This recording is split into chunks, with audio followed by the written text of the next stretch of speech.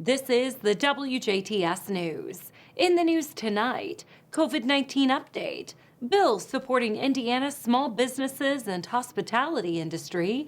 City of Huntingburg is receiving state help to prevent workplace injuries.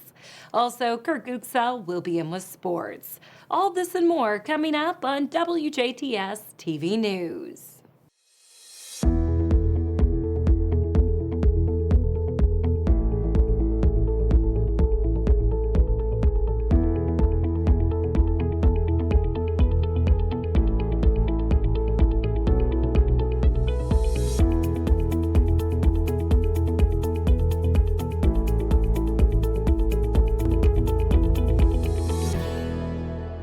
Good evening, and thanks for tuning in. I'm Jenna Budell with the WJTS News. The novel coronavirus continues to spread in Dubois County. The Indiana State Department of Health reported 28 newly confirmed cases and no additional deaths on Friday. This brings the countywide total of COVID-19 cases to 5,739 and 98 deaths since the pandemic began in March.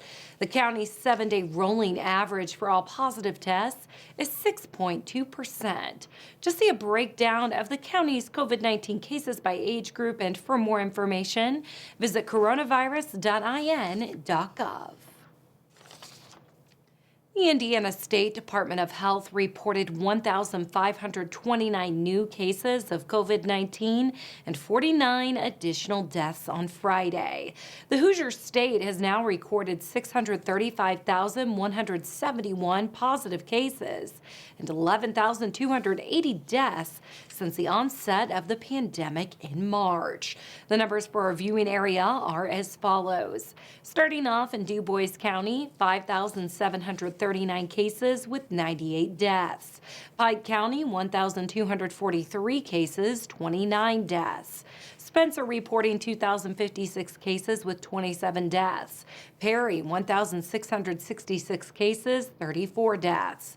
Martin, 779 cases, 14 deaths. Davies County reporting 2,796 cases, 83 deaths. Orange, 1,681 cases and 42 deaths. Knox reporting 3,476 cases, 79 deaths. Crawford with 859 cases, 13 deaths. Posey, 2,502 cases, 30 deaths. Lawrence with 4,048 cases, 106 deaths. Gibson, 3,915 cases and 78 deaths. Warwick County reporting 7,100 cases, 134 deaths, and Vanderburgh with 20,373 cases and 349 deaths. To see a map of cases by county, head to coronavirus.in.gov. Kimball International Incorporated on Thursday reported a fiscal second quarter loss of $838,000 after reporting a profit in the same period a year earlier. The Jasper-based company says it had a loss of 2 cents per share. Earnings adjusted for costs related to mergers and acquisitions and restructuring costs came to 9 cents per share. The furniture maker posted revenue of $136.2 million in the period. Kimball International shares have climbed 16% since the beginning of the year. In the final minutes of trading on Thursday, shares hit $13.81, a decrease of 27% in the last 12 months. A bill supporting Indiana's small businesses and hospitality industry is one step closer to becoming a law. The Indiana House of Representatives recently voted in favor of Senate Representative Shane Lindauer's legislation this week. The bill would establish the Hoosier Hospitality Small Business Restart Grant Program to support Indiana's jobs and accelerate economic recovery. Lindauer says many Hoosier tourism and hospitality proximity businesses, like restaurants, have been the hardest hit by the pandemic. According to the National Restaurant Association, Indiana restaurant sales dropped by 37% from August of 2019 to 2020. Lindauer's proposal would provide eligible small business a grant to cover a portion of business and payroll-related expenses. House Bill 1004 now heads to the Senate for further consideration.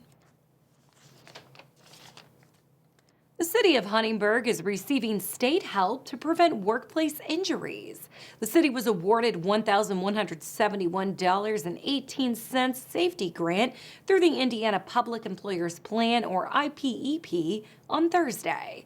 The grant will go towards purchasing safety equipment and will help fund training programs for city employees to prevent workplace injuries. Indiana Public Employers Plan Incorporated is a not-for-profit corporation that meets the needs of political subdivisions and governmental entities around the state. Since its inception in 1980, it has become the largest provider of public entity workers' compensation in Indiana. The Dubois County Community Foundation has announced its first round of grants from the Fund of Dubois County. The Dubois County Humane Society is receiving $40,000 for their facility expansion and improvement project. Dubois Strong is receiving $22,000 for their resident and workforce attraction program. Ronald McDonald House is receiving $10,000 for operational support. Girls on the Run receiving $4,000 for operational support. To learn more about the fund for Dubois County, head to dccommunityfoundation.org. The Spencer County Habitat for Humanity is hosting their pork chop dinner and silent auction this year. Due to COVID-19, the pork chop dinner event will be drive-through only at the Spencer County Youth and Community Center in Crisney and will run from 1 p.m. to 3 p.m. Central Time. The silent auction will be run over Facebook. More details on the auction will be released at a later date. For more information, email the Spencer County Habitat for Humanity at spencercountyhabitat@gmail.com. A House committee is making significant changes to the way Indiana would spend proceeds from a proposal to hike the state's cigarette tax rate. The proposal would increase the rate for the first time in over a decade and impose a new state tax on vaping liquids. House legislatures revised the measure in committee Thursday to direct 40% of Indiana's cigarette tax revenue toward Medicaid reimbursements for healthcare providers. An earlier version of the bill would have deposited a majority of the new $290 million a year in revenue generated by the tax hike into the state's general fund and pension programs. The proposal would add $1 to the state's current 99.5 cents per pack cigarette tax and charge a 39% tax on the liquids used in e-cigarettes. Also, an Indiana Senate bill would require retailers to verify someone's age before selling them tobacco, e-liquid, or electronic cigarettes. If an ID isn't scanned for a purchase that requires age verification, a fine of up to $500 could be issued. The bill is scheduled for a second reading before potentially moving on to the Senate floor.